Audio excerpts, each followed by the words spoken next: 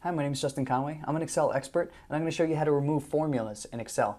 It's a very easy process, actually. What we'll do is we'll take a look at an example that I have here. So under the average column in this Excel worksheet, I have all of these different formulas. As you can see, when I'm clicking on the cell, the formula is displayed in this bar up at the top here, and they go all the way down.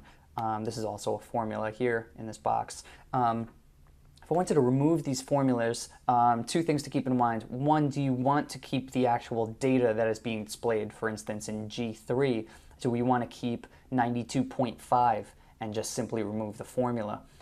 Or do we want to delete everything? Because if we want to delete everything, obviously that's the easiest way to go. You would just select the cell, hit delete, it's gone. Formula's gone. The other way to do it, if you want to keep that, that value, is copy the cell, right click and select paste special, and then select values.